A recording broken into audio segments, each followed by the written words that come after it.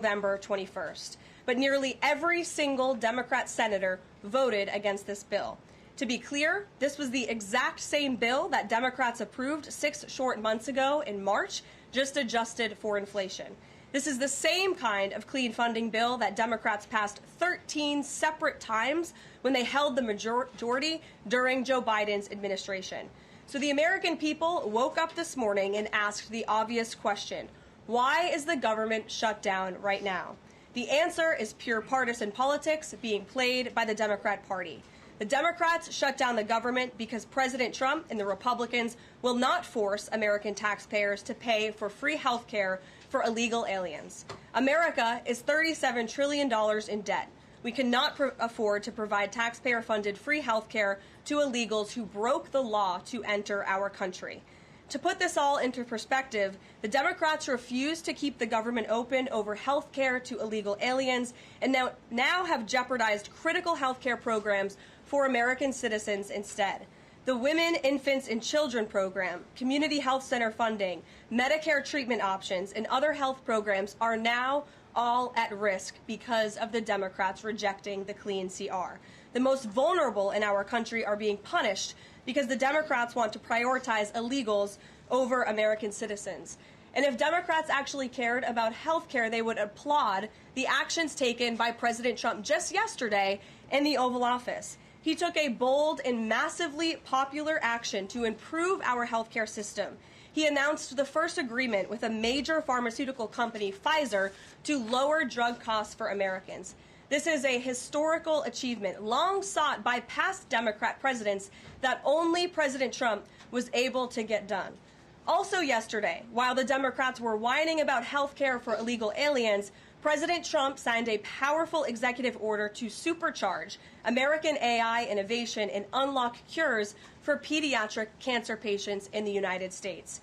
While President Trump took action to lower drug prices and improve the lives and the care of American children with cancer, again, Democrats are fighting to give health care benefits to illegal aliens. The Trump administration is fully committed to lowering health care costs and advancing policies that will save American lives.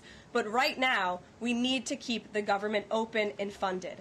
And individuals and organizations across the political spectrum, across the country, agree with the Trump administration and Republicans.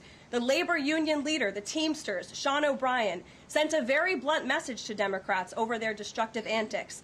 He said American workers are not bargaining chips. Senators need to stop screwing around and pass the House-passed clean short-term funding bill. The U.S. Chamber of Commerce, the world's largest business organization, called to immediately pass the Republican clean CR, saying, quote, shutdowns are harmful to the economy, the American people, and our national security. And even Democrat Senators Cortez Masto and Fetterman acknowledged that their party is betraying the American people with this costly and chaotic Democrat shutdown. Enough is enough. Democrats need to stop sabotaging our country and holding the American people hostage in the country. Democrats need to do their jobs. The American people want the government reopened, and this is proven in a New York Times poll showing that 2 in 3 Americans say the government should not be shut down by the Democrats, even if their absurd demands are not met. The president and Republicans are working very hard to reopen the federal government. The vice president here has been crucial in this effort. We encourage all Americans across the country, call your Democrat senators and encourage them to reopen the government. That's what President Trump and the vice president want to do. And with that, I will turn it over to our great vice president, J.D. Vance. Great. Well, thank you, Karoline, and good afternoon to everybody, and good afternoon to everybody who's watching at home. It's a tough act to follow, but let me just say a few things, and then I'll take a few questions. Number one, Democrats say that they care a lot about lowering health care costs, and yet when the president took historic action to work with the drug companies to lower prescription drug prices, the Democrats did nothing to help us. In fact, we would have loved to have the Democrats helping us, but they didn't. They talk about doing something. They don't actually do the hard work of making it happen. What they have done instead is to shut down the government because we won't give billions of dollars to health care funding for illegal aliens. That is what has actually happened. To the American people who are watching, the reason your government is shut down at this very minute is because, despite the fact that the overwhelming majority of congressional Republicans and even a few moderate Democrats supported opening the government, the Chuck Schumer AOC wing of the Democratic Party shut down the government because they said to us, we will open the government, but only if you give billions of dollars of funding for health care for illegal aliens. That's a ridiculous proposition. Let me say two other quick things, and then again, I'll take some questions. Number one, we all understand that Democrats and Republicans have policy disagreements. The Democrats want to do things. Look, when Chuck Schumer and Hakeem Jeffries were in here a couple of days ago, they made some suggestions that the president was more than happy to say, yes, let's sit down and talk about how we can solve the health care crisis that we inherited from the Biden administration. But it's one thing to say that we should solve the health care crisis for Americans. It's another thing to say that we're going to shut down the government unless we give the Democrats every single thing that they want, which, as Karoline says, includes giving billions of dollars of taxpayer funding for health care for illegal migrants. That's ridiculous. You don't have policy disagreements that serve as the basis for a government shutdown. Let's have the conversation about how to fix American health care, about how to make health care more accessible. As the president showed, he's more than willing to act on behalf of the American people for this very reason. What you don't do is say, unless you do exactly what we want to do as congressional Democrats, we're taking hostage. And the hostage, it turns out, is critical, essential services that the American people need.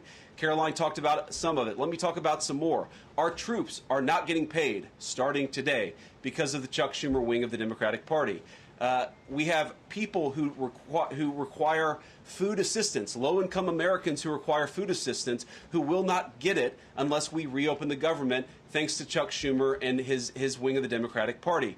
We have flood insurance as we start hurricane season in the southeastern part of our country. That flood insurance is going to disappear because of Chuck Schumer and the far left of the Democratic Party.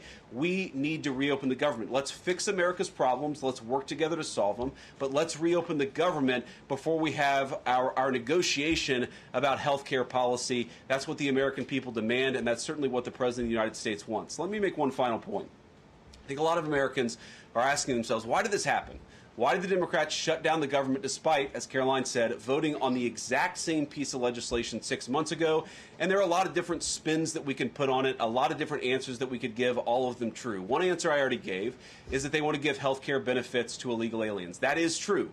They gave us legislative text that would have undone us cutting off health care benefits for illegal aliens. That's one of the things that they asked for. But the reality here, and let's be honest about the politics, is that Chuck Schumer is terrified she's going to get a primary challenge from Alexandria Ocasio-Cortez. The reason why the American people's government is shut down is because Chuck Schumer is listening to the far-left radicals in his own party because he's terrified of a primary challenge. So I'd invite Chuck Schumer to join the moderate Democrats and 52 Senate Republicans, do the right thing, open up the people's government, and then let's fix health care policy for the American people. Questions? Mr. Vice President. That's a lot. Matt Boyle. Okay.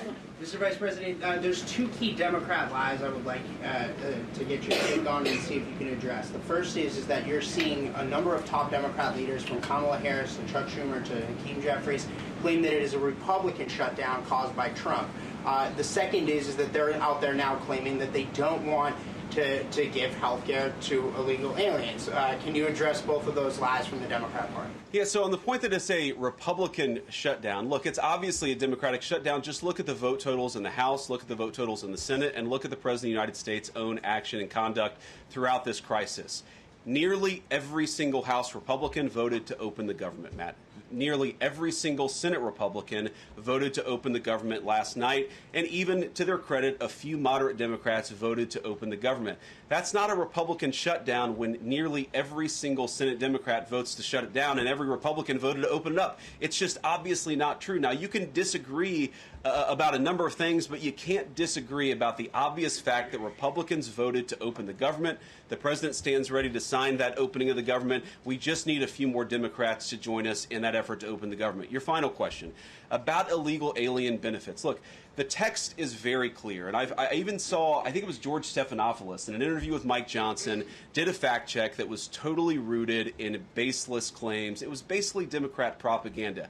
If you look at the legislative text that they gave us, they tried to turn on two separate provisions that would give health care benefits to illegal aliens. Number one, if you're an American citizen, you've been to a hospital in the last few years, you probably noticed that wait times are especially large, and very often somebody who's there in the emergency room waiting is an illegal alien, very often a person who can't even speak English. Why do those people get health care benefits at hospitals paid for by American citizens? The answer is a decision made by the Biden administration that the Trump administration, working with congressional Republicans, undid. We turned off that money spigot to health care funding for illegal aliens. The Democrats, in their legislative text, want to turn it back on. That's one thing. The second thing, Matt, is we all know that there are various ways in which the Biden administration waved away illegal immigration status. They gave parolees, they gave asylum claims to people who weren't really claiming asylum. And when they waved the magic wand of amnesty, giving millions of people legal status, even though they were in the country illegally, they also gave those people access to health care benefits. So what the Democrats are engaging in is a sleight of hand. They're saying, no, no, no. Those weren't illegal aliens who were getting health care benefits, even though everybody, knows they were in the country illegally.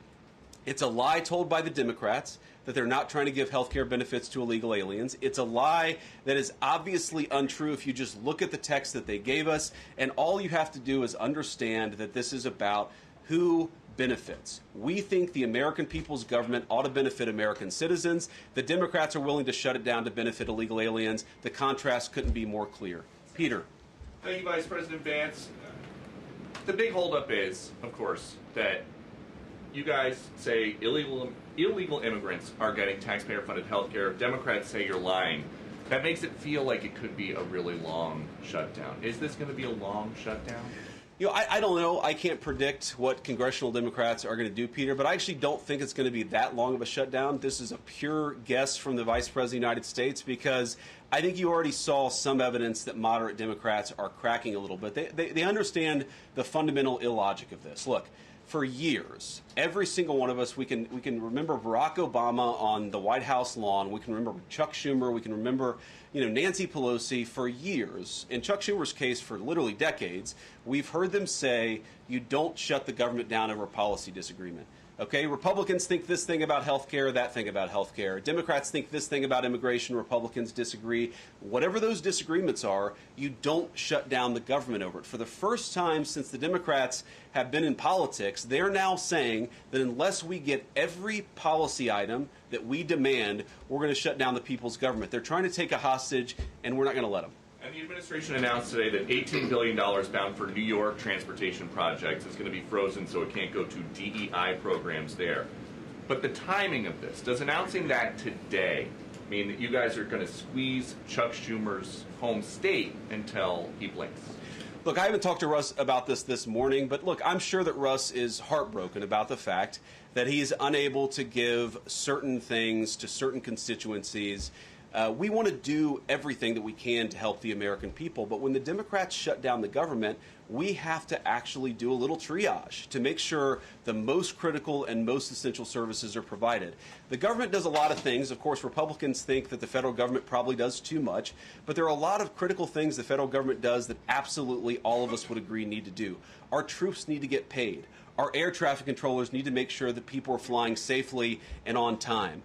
We need low-income people to be able to access the food services that are provided by the federal government. There are critical things that need to be saved. We're going to do everything that we can over the coming weeks, if the shutdown lasts that long, to ensure that people get the essential services that they need, despite the fact that Chuck Schumer has shut down the federal government. It's not going to be perfect because we are in a government shutdown. We are going to have to lay some people off if the shutdown continues. We don't like that. We don't necessarily want to do it, but we're going to do what we have to keep the American people's essential services continuing to run. Thank you. Yeah. Thank you, Mr. Vice President, and thank you for being here. Yesterday, President Trump said, as a result of the shutdown, we'll be laying off a lot of people that are going to be very affected, and the Democrats, they are going to be Democrats. Has the administration asked agencies to target federal workers who they believe to be Democrats in these reductions of forces?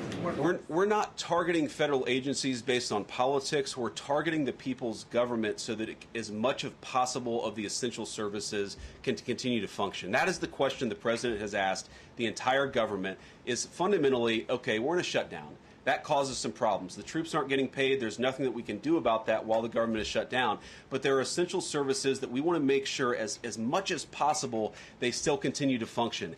That is the principle that's driving us forward during this shutdown. It's going to continue to be the principle that drives us forward. But let's be honest. If this thing drags on for another few days or, God forbid, another few weeks, we are going to have to lay people off. We're going to have to save money in some places so that essential services don't get turned off in other places. That is the reality of the government shutdown that Chuck Schumer and the Democrats have foisted upon the administration. So what did Phil. he mean by they're going to be Democrats? He said they're going to be Democrats. You've laid out a lot of the pain and problems that would come with a Democratic shutdown, and yet in the Oval Office yesterday, the president said that a lot of good could come from a shutdown. So square that circle.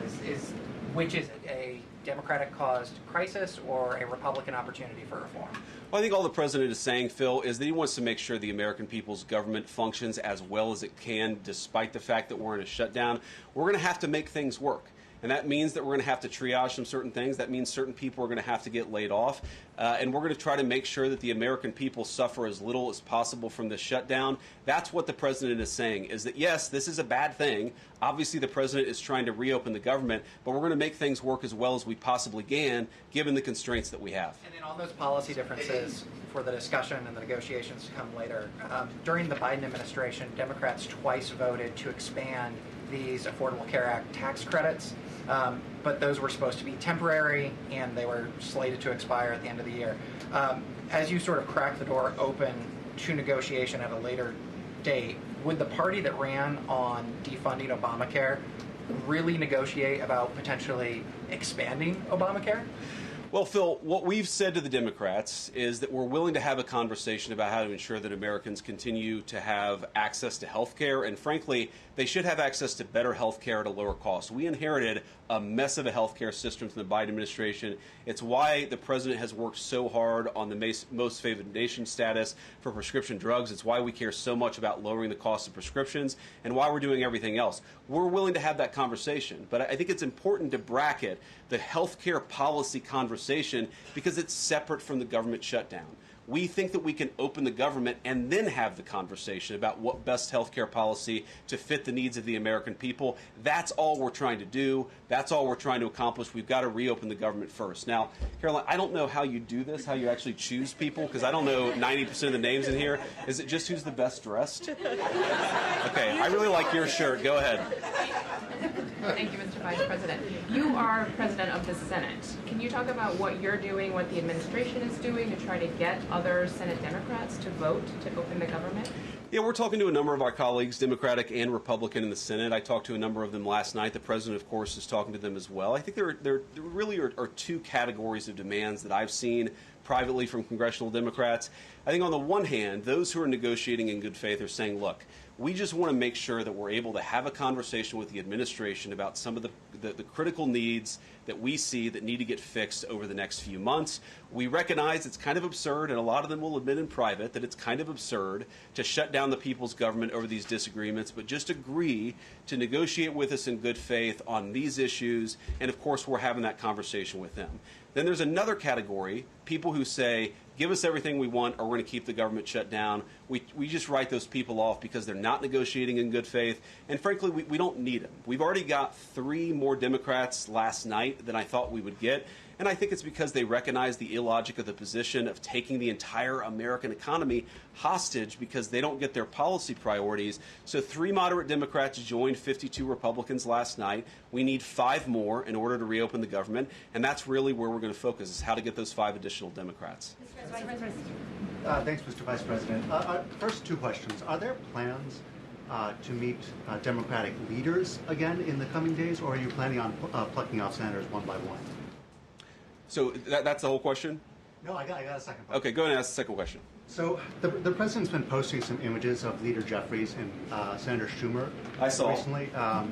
You've said that you're interested in good faith negotiations with these leaders, but what message does that send? Is it helpful to post pictures of Leader Jeffries in a sombrero if you're trying to have good faith talks with him? Oh, I think it's funny. The president's joking, and we're having a good time. You can negotiate in good faith while also poking a little bit of fun at some of the absurdities of the Democrats' positions, and even, poking some fun at the absurdity of the Democrats themselves. I mean, I'll tell Hakeem Jeffries right now, I make this solemn promise to you that if you help us reopen the government, the sombrero memes will stop. And I've talked to the President of the United States about that. Now, to your first question, are we negotiating one-on-one? Are we negotiating in groups? Look, I will go to the U.S. Capitol right now and meet with Chuck Schumer or any Senate Democrat if it helps us reopen the government. Most of the conversations, in my experience at least, have been one-off. We're also, of course, relying on some of our Senate Republican colleagues who have good relationships across the aisle. We're going to do whatever we have to do is the answer. And I think it's tough to predict what shape this negotiation is going to take over the next few months. But I feel good about the fact that Democrats already realize privately the fundamental irrationality of their position. I hope that they're going to publicly acknowledge it and reopen the government. Right in the back, yeah. Thank you, Mr. Vice President. You responded to a post on X of Chuck Schumer on the House floor back in 1996, railing against illegal immigrants receiving taxpayer-funded benefits. You said Chuck Schumer once recognized that it was disastrous to give illegal aliens rewards for breaking the law. Now he wants to shut down the government unless we reward illegal aliens for breaking the law. Why has Chuck Schumer changed his stance? You know, that's a good question. Actually, it's a very tough question. Asking me to get in the head of Chuck Schumer is not a place I particularly want to be, but my basic read on it is that the entire Democratic Party, the political leadership, not every Democrat nationwide, but the political leadership of their party has got it into their heads that the only way to be compassionate is to be compassionate to illegal aliens rather than American citizens. If you go back to what Bill Clinton was saying, even Barack Obama in some cases, what he was saying about illegal immigration 10, 15, 20 years ago, you would put them on the MAGA right based purely on their rhetoric around illegal immigration. So I don't know why they've gone so far to the left. I think it's bad for the country. I think it's bad for them politically. But our principle, all I can do is speak for the president that I serve and the country, the administration that I serve right now. We believe that the American people's government exists for the American people. That means the people who have the legal right to be here, and that's why we're fighting to reopen the government. And unfortunately, the Democrats are fighting to shut it down for the benefit of illegal aliens. And I'll take a couple more, and then I'll let Karoline. I'll go back to my day job so Karoline can go back to hers. All right. Yes. Thank you, Mr. Vice President. Just going back to the sombrero. You said that the president is joking, but Hakeem Jeffries says that these memes were racist. What's your response to that? And just if I may briefly go off topic, Secretary Hegseth yesterday made an edict about no more beardos in the military. Just wondered what. Sorry, what did he say? No more beardos. Beards. Oh, sorry, it's my accent. Just wondered your response to that. I didn't see that particular comment. I thought Pete gave a hell of a speech, and a speech that really is just oriented around returning the American military to the very high standards that it has had for virtually its entire history until Joe Biden came along and decided to lower standards. I think it was bad for our military, and it was bad for our troops. When I was a young United States Marine, I did not have a beard. I am now the vice president, so I get to do what I want to do. But I think Pete's trying to re-implement high standards, and that's a very good thing. On the sombrero thing, I mean, Hakeem Jeffries said it was racist, and I know that he said that, and I honestly don't even know what that means. Like, is he a Mexican-American that is offended by having a sombrero meme? I mean, I saw one of the major TV stations put the meme up and then say, this is AI generated. And he had like the curly animated mustache too. It's like, do you really not realize the American people recognize that he did not actually come to the White House wearing a sombrero and a black curly animation mustache? Like, give the country a little bit of credit. We're all trying to do a very important job for the American people. The President of the United States likes to have a little bit of fun when he's doing it, and I think that's okay. I'll take one more question. Mr. Vice President, in every previous shutdown, workers have been furloughed, not laid off. So why does the President want to fire some workers and not just furlough them? Why is this shutdown any different? Well, first of all, we haven't made any final decisions about what we're going to do with certain workers. What we're saying is that we might have to take extraordinary steps, especially the longer this goes on. We're going to have to take extraordinary measures to ensure the people's government operates, again, not perfectly, because it's not going to operate perfectly in the midst of a shutdown, but operate as well as it possibly can. And I think that the Democrats, if they're so worried about the effect this is having on the American people, and they should be, what they should do is reopen the government, not complain about how we respond to the fact that Chuck Schumer and the Democrats have shut down the government in the first place. Thank you all. Caroline. He's going to target some benefits, Mr. Vice President. Thank you. Should See you guys. prepare for their benefits to be cut as well? All right, guys. Well, let's let the fun continue. Vice President's a very busy man, and I'm happy to take some more questions. I know there's more news today, aside from the shutdown. We can focus on the shutdown if you want, but let's go ahead. Kate, why don't you start? The president talked about doing things that he said were irreversible during the shutdown, cutting vast numbers of people, he said, and cutting programs. Can you specify what exactly he was referring to, what's on the table and what's going to be cut? Look, I think the vice president just referred to this in some of the answers that he gave regarding the layoffs. There are unfortunate consequences to a government shutdown, and the federal government is not receiving any cash at the moment. And so the Office of Management and Budget has been tasked with looking over the receipts and looking over the budget of the entire federal bureaucracy, and as the vice president said, determining what needs to continue to go out the door and what can we continue to keep running, and what unfortunately is going to have to come to an end. So those decisions are being made, and unfortunately layoffs are very likely, as the vice president just said, going to be a part of that. And has the White House had any direct response from Hamas from the peace proposal that was laid out? The president said he would give 3 or 4 days, but is there a hard deadline now, or what are the next steps here? I will reiterate what the President of the United States said, 3 or 4 days, and I can tell you that there are some very sensitive discussions that are taking place, but I certainly don't want to get ahead of any announcement at this podium. I'm going to let Special Envoy Witkoff and the President of the United States handle that. Thank you, Caroline. 2 questions. First of all, following up on that, the president said yesterday, I believe, within 3 or 4 days he wanted to hear an answer from Hamas. Is he still sticking by that timeline? Yes, as I just confirmed. And then second question is a comment that's gotten a lot of global attention. Senator Dick Durbin, he was set to receive a Lifetime Achievement Award from the Catholic Church. He's since declined accepting it because there has been some controversy. Pope Leo commented on this, and he said that someone who says I'm against abortion, but I'm in agreement with the inhumane treatment of immigrants in the United States, I don't know if that's pro-life. You've been very open about your Catholic faith. How do you respond to that? I would reject there is inhumane treatment of illegal immigrants in the United States under this administration. There was, however, significant inhumane treatment of illegal immigrants in the previous administration as they were being trafficked and raped and beaten, and in many cases killed, over our United States southern border. You also look at the inhumane treatment at the hands of some of these illegal immigrants that took place under the previous administration as well. Laken Riley comes to mind, a beautiful American citizen who was killed at the hands of an illegal immigrant. So this administration is trying to enforce our nation's laws in the most humane way possible, and we're upholding the law, and we're doing that on behalf of the people of our country who live here. Josh. Thanks a lot, Caroline. What is the level of concern that the administration has regarding a protracted government shutdown in terms of its impact on the U.S. economy and also its impact on small businesses as well? Well, look, this government shutdown is no doubt going to impact everyday Americans, and it is the fault of the Democrats that we are in this position. And I know I relayed some programs that will be impacted. The Vice President did as well, but I just want to make sure the American public understand what the Democrats have done to our government and our country. 1.3 million active duty troops will work now without pay. Critical food assistance for low-income women, infants, and children will now lapse. No new mothers or children are allowed to join this critical program because of the Democrats' decision to shut down the government. Telehealth services for seniors and in-home treatment options for Medicare patients will now come to an end. Nearly 50,000 members of the United States Coast Guard are going to have to work unpaid.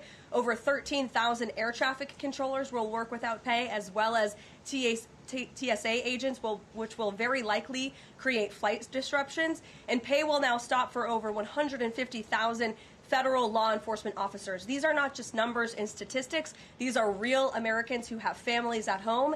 And I saw some Democrat members today saying they're still going to accept their paychecks because they have 3 kids at home and they have mouths to feed. Well, so do these federal workers who those same Democrats just voted to shut down the government and turn off their pay. And we believe that's very unfair, and it's why the administration wants to see the government reopened. GDP growth fell by about 0.5 percentage point during the last government shutdown during the president's first term.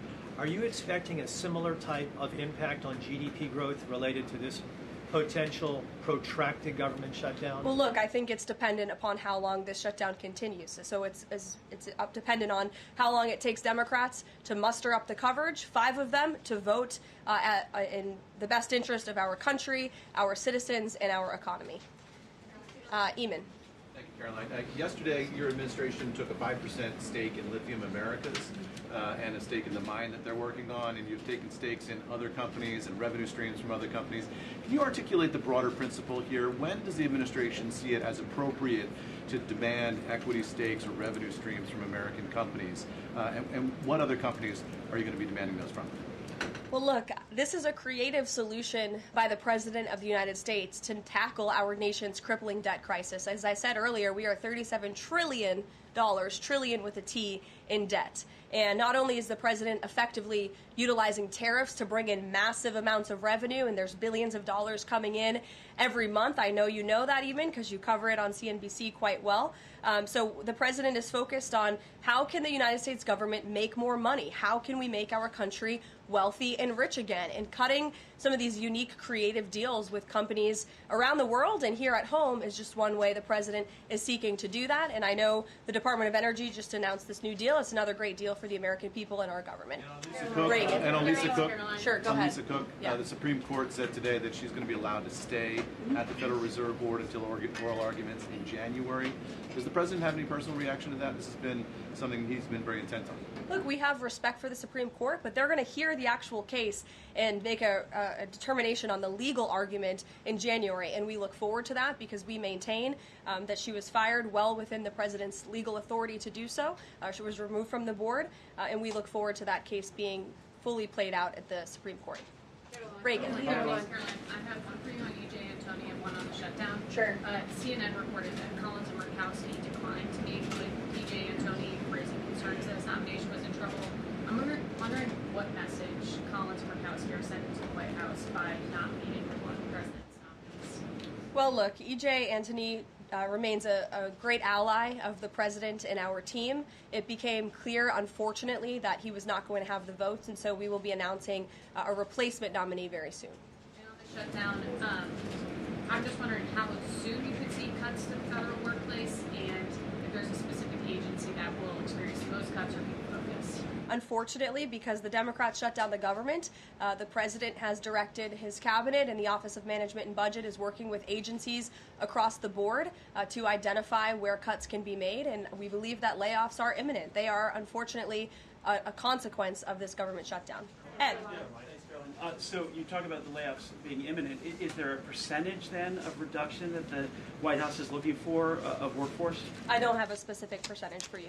What about China, if I could? So China has not made one soybean purchase this year in the United States. I talked to a farmer yesterday who has about 1,000 acres in Iowa and says this is just killing her. Now, the president has been talking to President Xi. Could China not buying agriculture affect a possible meeting with the president? Would he not meet with Xi because China has refused to buy soybeans from the U.S.? Look, I don't want to speak for the president and make a determination on that from this podium, but what I can tell you is that supporting America's farmers and doing what's best for them is at the top of the president's priority list, and it's at the top of the list for this administration right now. There have been several very high-level meetings on this very topic. We want to help our farmers, and we're exploring the best ways to do that, and I would anticipate there will be more to come on that very soon. Send a message to the Chinese president. Look, I just shared that message. The president wants what's best for America's farmers. Sean. Hi, Karoline. Hi. Two things to ask you about. Sure. First thing, I want to ask about this video that the president posted the other day. It was an AI deepfake of himself talking about something called med beds. What was he trying to communicate to the public there, and why did he delete it? I think the president saw the video and posted it. And then took it down. And he has the right to do that. It's his social media. He's incredibly transparent, as you all know. You hear from him directly on social media. He likes to share memes. He likes to share videos. He likes to repost things that he sees other people post on social media as well. And I think it's quite refreshing that we have a president who is so open and honest, directly himself, many a times on Truth. You are hearing directly from the President of the United States. The second thing, how did the White House decide that it is appropriate for Jared Kushner to be working on matters that involve Qatar, the UAE, Saudi Arabia, three countries that combined have given him more than $2.5 billion for his investment firm?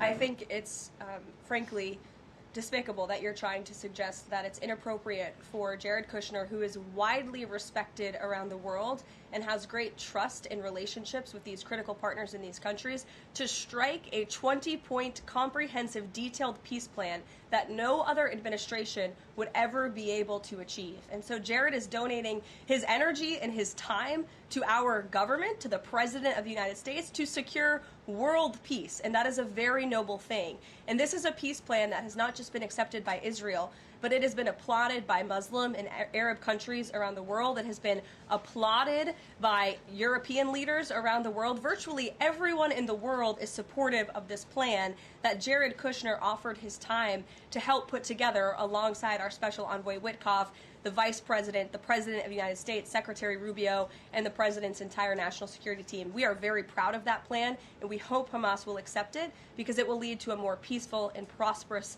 Middle East.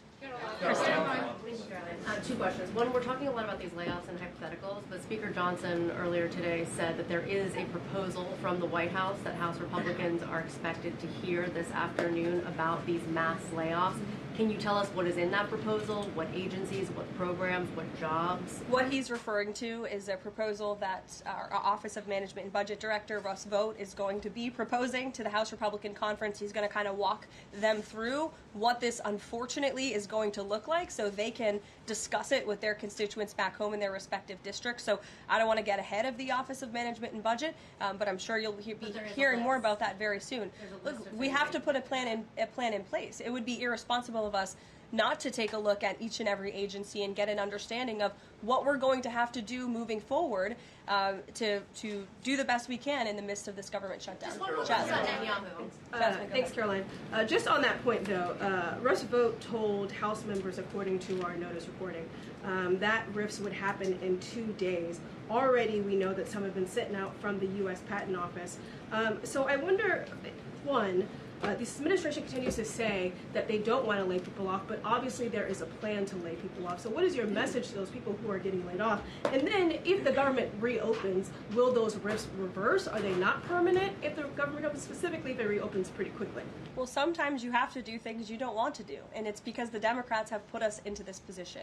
If the Democrats did not vote to shut down the government, we would not be standing up here talking about layoffs today. We'd be talking about all the other news stories going on in the world and our country. We'd be talking about all of the great things that this administration is doing to uplift Americans across the country. But unfortunately, the Vice President of the United States and I have to come out here today to talk about a government shutdown that the Democrats put us in this position. And a second question. Go ahead, Joey. Thanks, Caroline. I'm just trying to clarify the timing of these potential layoffs to federal workers. You said imminent. The Vice President seemed to say in a couple of days. It looks like Russ Vought maybe said in 2 days. When would these layoffs begin? 2 days, imminent, very soon. You will expect more announcements right now. Is it just not unclear, or are you waiting? No, it's not unclear. All of those things are very synonymous with one another. These RIFs are unfortunately going to happen very soon. And it'll definitely Dasha, Caroline, we've been talking about the Affordable Care Act, enhanced premium tax credits, and sort of the politics of it all, right? But this is a very real, tangible impact that American people will feel. The Kaiser Family Foundation says that with the ACA enhanced premium tax credits, without them, premiums will go up 114% on average. 19 million of the 24 million people who rely on the coverage are in states that President Trump won. Is he concerned what will happen to those families if this tax credit expires? And aside from the shutdown, is there a plan to keep those premiums down? Look, as the Vice President just said, we are more than happy to have this conversation. The President and the Vice President and this team are more than happy to have that conversation with Republicans and Democrats on Capitol Hill, but it cannot happen right now. Right now, we need to reopen the United States federal government because people are going without pay. You have thousands of federal workers who have to show up to work and not get paid, and that's an unfortunate situation the Democrats have put us in. Then we can discuss this very important issue of health care that the President absolutely wants to fix. As I mentioned yesterday, he took...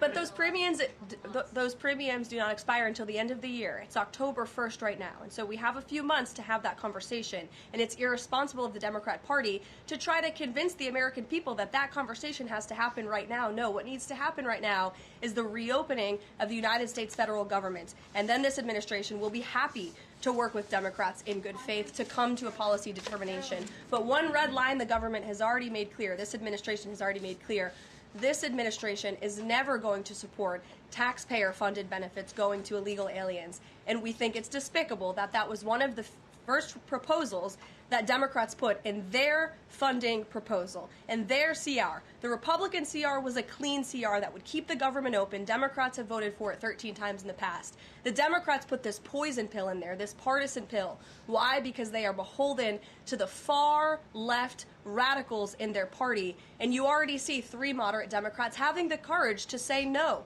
We need to keep the government open, and then we can have these conversations about health care. Mary. Caroline, I just want to circle back to something the Vice President said about Ocasio-Cortez. I'm actually surprised it didn't come up sooner. So if Schumer is catering to the demands of Ocasio-Cortez, can you share whether the White House views this as cracks in Schumer's leadership, and would the Vice President be open to meeting with someone like her if she is assuming this role in the Democratic Party? I'll let the Vice President speak on that himself. I think that certainly Senator Schumer was not expecting 3 moderates to break with him last night. In fact, last night you heard Senator Schumer say he can't guarantee that he will be able to hold his caucus together. And so again, we encourage Democrats to have the courage to do the right thing, do what you have done 13 times previously, and vote for this clean continuing resolution to keep the government funded. As for what the Trump administration and President Trump is going to do, we'll continue to be very public that we want the government to be open, and as the Vice President said, we'll continue to work in good faith with anyone on Capitol Hill who wants to do right by the American people. Thank you all so much. We'll see you later. Thank you.